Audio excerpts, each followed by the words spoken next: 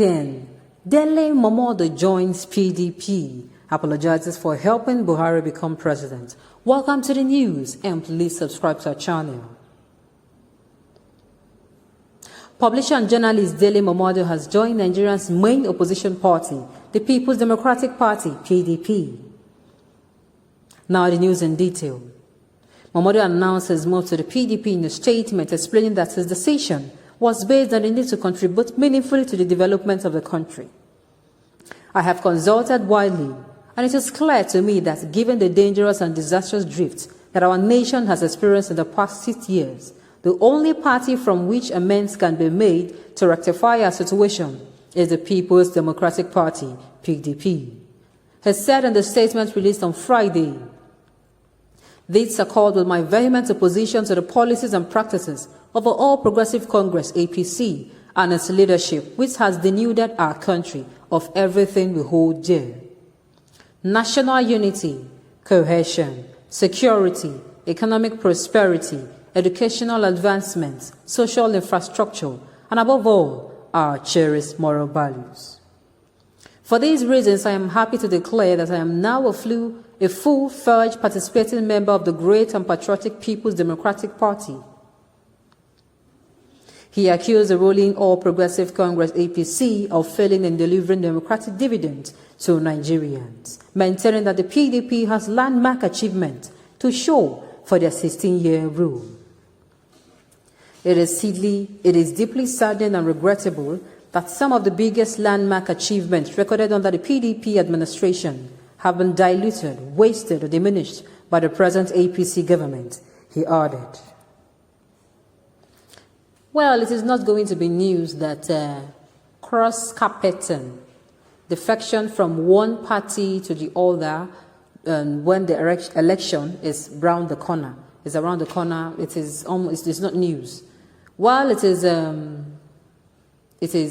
not news, these politicians have proved to Nigerians, my fellow brothers and sisters, have proved to us that they cannot be trusted. Today, they come and tell you this particular thing is white. Tomorrow, they come and tell you, oh, that thing they told you is white, then it was black. You know, they're not going to hold on to their words because they have proven that their actions and their words are not in harmony. Most of them, not all, most of them. And it is very, very quite alarming. Why this should not even be our focus, because Nigeria have a lot on its national plate. A lot of issues. One of them is insecurity, secondly is economic deterioration, and thirdly is infrastructural stagnation that has been happening over the years. You know, our debt profile as a country has continued to increase, and all these things now, I tell you, with all these issues on ground, we should not even be found, defecting or being distracted by one particular person going from one party to another. I just hope that these politicians, for once, they are going to, have the interest of Nigerians at heart. It is going to go a long way. Well, I keep suggesting that come 2023, a lot of actions need to take place. A lot of action needs to be done, like amendments needs to be done on the Constitution, and criteria need to be met. The truth is, if we do not set these things in place, we will keep on recycling people, that do not have the interest of the nation at heart, people that continue to see the presidential seats, the governorship and senatorial seats and what have you as places where they go and, a piece of cake, they go and they take theirs and, they leave. First of all, what these people need to do is criteria. The position you have held before, how well did you handle it? How sincere, how efficient and effective were you in that particular position? No matter where it is, whether it is in a government parastatal or not. First of all, that is going to be measured. Secondly, criteria are going to be made, such as we know Nigerians' problems. Even somebody who is 2-day-old born, like a 2-day-old born baby, knows Nigeria's problems. So we do not want people that will come in and will keep reading out the problem to us. If you are going to come in, you're going to come in with solutions. Since you really want to come in, that means you are coming with solutions to the problems that is facing Nigeria. Now, what are the strategies you have? What is your plan A? If your plan A fails, what is your plan B? Is your plan B failed, what is your plan C? If you do not have people that have such, that is burning for the growth and the development of Nigeria, I tell you, it is going to be very difficult for us to pull ourselves out of this dungeon we seem to be sinking into.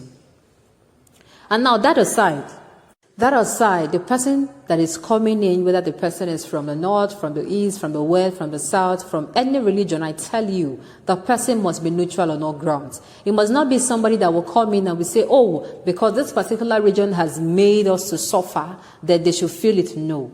The person will need to be somebody that is very selfless. I mean, the person is going to be doing a whole lot of work, because before Nigeria is going to be able to move out of the dungeon it has sunk itself into, I tell you, there will have to be a revival. And the person coming in is the person that will be our reviver. So we are not supposed to be swayed around by the sweet mouths or the sugar-coated words of these politicians. Now, we're not supposed to. We're supposed to be looking at what does this particular person have to offer.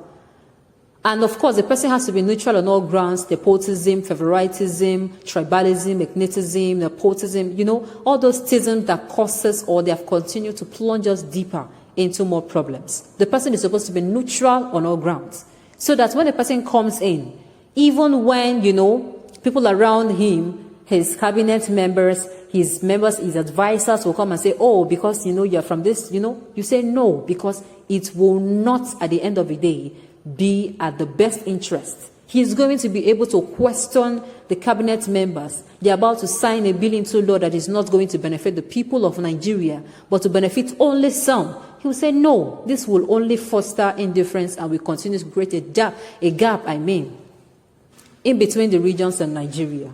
Somebody that will fight against his own self. There are times where human nature, it is natural that we are selfish. We want things for ourselves. We want the best of the best for ourselves. Now, there are times where it is going to be not only natural for such hunger to arise. This thing, my people, we want somebody that will be able to say no. It is either the whole country or nothing. What will benefit the whole country or nothing? Politics are taking place, and because people are naturally, everybody is naturally a criticizer.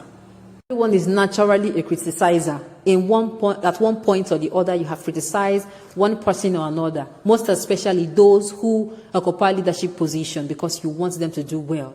Now, the person will put on his, will build his walls. He's going to be very thick-skinned, because there are sometimes policies that are going to even benefit the people of Nigeria. He is not going to be able to come and defend, this policy will benefit too. The policy was signed, and in the beginning, it's going to seem like, these people do not care about us, but in the long run, the people will see. These are the kind of persons we want.